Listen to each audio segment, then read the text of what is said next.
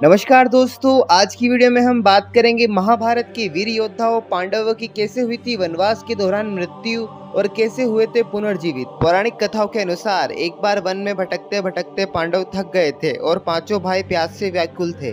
तभी धर्मराज ने नकुल को जल लाने की आज्ञा दी। जल की तलाश में नकुल एक तालाब के पास पहुंचे और जैसे ही नकुल जल पीने लगे तो अचानक एक आवाज सुनाई दी कि यहाँ से पानी पीने से पहले कुछ सवालों का जवाब देना होगा। नकुल ने उस आवाज पर ध्यान नहीं दिया और जल को अपने मुंह से लगाया और जैसे ही जल की बूंदें नकुल के शरीर के अंदर पहुंची, नकुल की मृत्यु हो गई। नकुल को वापस न आता देख बारी बारी से सहदेव, अर्जुन और भीम वहां पहुंचे और उन सभी को वही आवाज ने चेतावनी दी कि यहाँ से जल पीने से पहले कुछ मेरे सवालों का जवाब देना होगा। लेकिन उन सभी ने नकुल की तरह उस जल को पी लिया और उन तीनों की मृत्यु हो गई। अपने चारों भाइयों को वापस न आता देख किसी दुर्घटना की आशंका से युधिष्ठिर स्वयं उनको तलाशने उस तालाब के पास पहुंचा।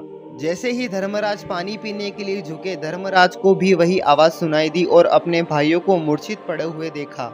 धर्मराज ने उस आवाज से उसका परिचय पूछा तो उसने स्वयं को यक्ष बताया और कहा कि यहाँ से पानी पीने से पहले कुछ सवालों का जवाब देना होगा। युधिष्ठिर ने यक्ष से कहा कि प्रश्न पूछिए।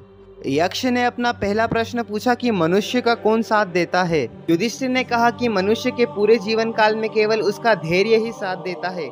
अगर मनुष्य अपने जीवन में धैर्य रखता है तो वो किसी भी कठिनाइयों को पार कर सकता है। यक्ष ने अपना दूसरा प्रश्न पूछा, यश और लाभ का एकमात्र क्या उपाय है।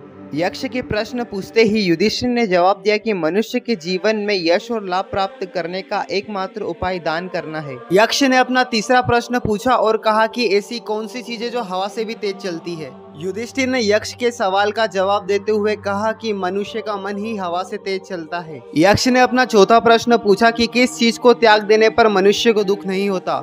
जब मनुष्य क्रोध में आकर किसी भी कार्य को करता है तो उसे उस चीज का नुकसान ही उठाना पड़ता है, इसलिए मनुष्य जब अपना क्रोध त्याग देता है तो उसे दुख नहीं होता। यक्ष ने अपना पांचवा प्रश्न पूछा कि मनुष्य किस चीज को गवाकर धनी बनता है। युधिष्ठिर ने यक्ष के प्रश्न पर जवाब दिया कि जब मनुष्य लोक को त्याग देता है तभी मनुष्य धनी व्यक्ति बनता है। यक्ष ने अपना छठा प्रश्न पूछा कि ब्राह्मण होना किस बात पर निर्भर करता है।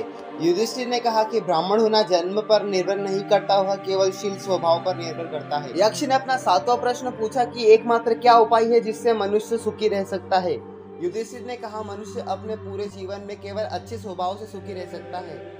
यक्ष ने अपना आठवां प्रश्न पूछा कि मनुष्य के लिए सर्वोत्तम लाभ क्या है। युधिष्ठिर ने सोचते हुए जवाब दिया कि मनुष्य के लिए सर्वोत्तम लाभ अयोग्य है। यक्ष ने अपना नौवां प्रश्न पूछा और कहा संसार में धर्म से बढ़कर क्या है। युधिष्ठिर ने कहा संसार में धर्म से बढ़कर केवल उदारता है। यक्ष ने अपना 10वां और आखिरी सवाल पूछते हुए कहा कि कैसे व्यक्ति के साथ दोस्ती करनी चाहिए जो कभी पुरानी नहीं पड़ती। युधिष्ठिर ने जवाब देते हुए कहा कि केवल सज्जन व्यक्ति के साथ दोस्ती करनी चाहिए जो कभी पुरानी नहीं पड़ती। इसी प्रकार युधिष्ठिर ने यक्ष के सारे सवालों का जवाब सही दिया। यक्ष ने प्रसन्न होकर धर्मराज से कहा मैं तुम्हारे भाइयों में से किसी एक को जिंदा कर सकता हूँ, तुम किसे जीवित करना चाहते हो।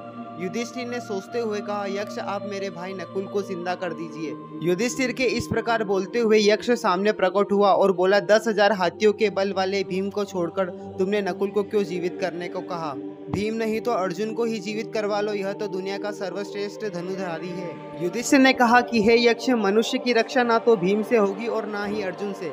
धर्म ही मनुष्य की रक्षा करता है और धर्म के विमुख जाने पर मनुष्य का नाश हो जाता है। मेरे पिता की 2 पत्नियों में से कुंती का एक पुत्र मैं जीवित हूँ। मैं चाहता हूँ कि मेरी दूसरी माता माद्री का भी एक पुत्र जीवित हो। यक्ष ने प्रसन्न होकर युधिष्ठिर को वर दिया कि तुम्हारे चारों भाई जीवित हो जाए। इसी प्रकार वनवास के दौरान 5 पांडवों में से 4 पांडवों की मृत्यु हो गई थी और युधिष्ठिर की सूझबूझ से चारों पांडव वापस जी उठे। अगर आपको ये वीडियो पसंद आई हो तो वीडियो को लाइक कर दीजिए और ऐसी ही धार्मिक कथाएं सुनना चाहते हैं तो चैनल को सब्सक्राइब कर लीजिए।